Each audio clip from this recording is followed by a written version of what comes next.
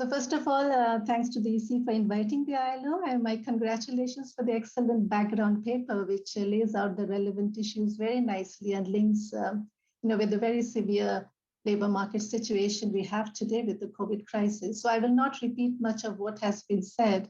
And if you can go to the next slide, the first slide. In this context, I will just share with you two observations from an ILO perspective. First, on the evolution of public employment services, because we can always learn from history. And secondly, some examples of best partnerships from outside of the EU area. Now, historically, we all know the world of work is constantly changing, driven by technology, demographics, production methods, crisis. I'm sure this COVID crisis will also have an impact. And labor market institutions also evolve accordingly. And they are critical, as we all know, not only because they support the demand-supply matching, but also because they improve labor market functioning and ensure equity in access and outcomes in the labor market. And it is really very interesting to see how the institution of employment services has evolved over the last 100-year-old history of the ILO. In fact, in 1919, when the ILO was established, the very first recommendation that was adopted related to unemployment, and it established the importance of public employment services. And it actually created a monopoly for PES based on the fact that provision of free services and prevention of abuse of workers required this kind of monopoly. But over the years, there was progressively a movement towards partnerships and allowing private employment agencies to also operate as legitimate actors. And you will see in the slide how this movement happened from the total prohibition of fee charging private enterprises, private employment agencies in 1919 to prohibition for not-for-profit agencies in 1933. And then finally, I will not go through all the stages, but finally, to a full acceptance of private employment agencies with regulation in 97. So even though the public authorities still retain the full authority for formulating labor market policy and over the resources, there is an important role to play for private employment agencies. And meanwhile, in 1948, the very important Convention 88 was passed, which provides the circumstances for PES to operate, which is still very, very valid today.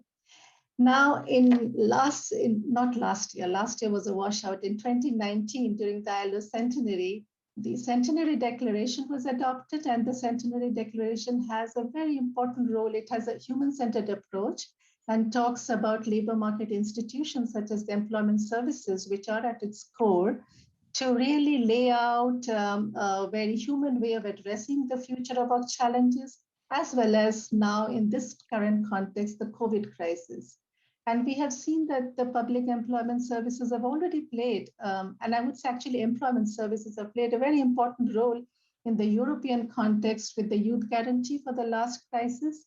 And it is already playing a very important role in many developing countries as well in the current crisis.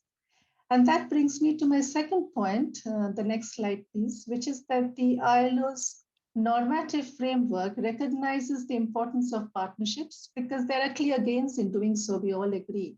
And we conducted a global literature survey and a country studies survey, which actually upholds some of these issues. And let me just provide you with 3 examples from outside the EU where public employment services are being reimagined with a view to enhancing delivery, to address the labor market challenges, to enhance responsiveness, to improve delivery, to increase interlinkages with other partners, local governments, as the previous speaker also mentioned, with VET institutes, and to promote a coordinated action and approach.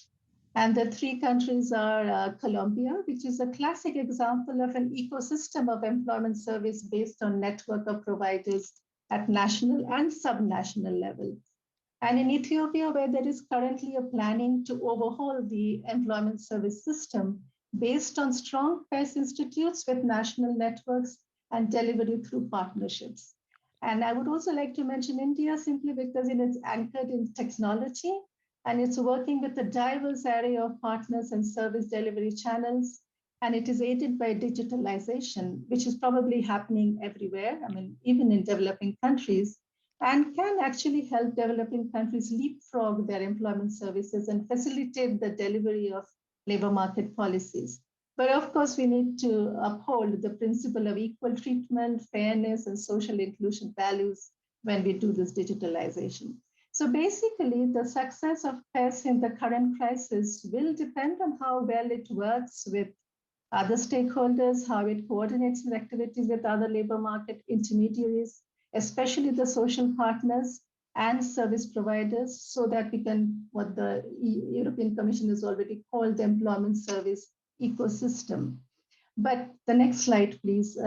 Let me also mention that, in the ILO context, when we are talking of partnerships, it is also important to mention multi-stakeholder alliances. And here I would just like to mention one, the Global Initiative on Decent Jobs for Youth, which is an alliance of currently 85 partners, UN foundations, private sector, youth organizations, academia, which the ILO leads. And I mention this only because it is very important that we reach out to a diverse area of partners when we are addressing such huge challenges such as the current COVID crisis. And of course, the GAN network, to which I have just mentioned there, but I'll not go into details. So I'm going to conclude now. The next slide, please. Yes, one more minute. Thank you. Yes.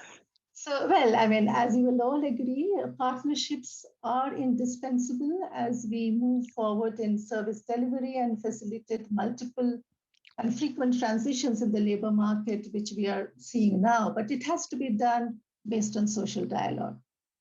And therefore, the role of social partners is extremely important. And the best response to the COVID crisis we see has really heavily depended on partnerships and on technology. And I think this will likely continue during recovery. And I'm sure we will all agree that this probably, COVID has given a hope, as we saw in the last poll, to kind of reorganize some of the public employment service activities around digitalization. And in particular, when it comes to addressing the problems of young people are facing, because we know COVID has had a devastating impact on young people. And as I already mentioned, in emerging and developing countries, such partnerships can actually catalyze technological progress and leapfrog employment services and employment policy implementation. But partnerships are not a substitute to investments in PES, and strong PES, sustained financing, is going to be even more important today. And lastly, I would just like to say that the normative framework of the ILO provides a solid basis for partnerships. And the Global Initiative on Decent Jobs for Youth is a very good example of how broad-based partnerships at the global level can actually catalyze implementation at the national level. And at the end of the day, the question is, when we are talking about the COVID crisis, how do we ensure a human-centered recovery? And for that, public institutions and other institutions are extremely important. Thank you.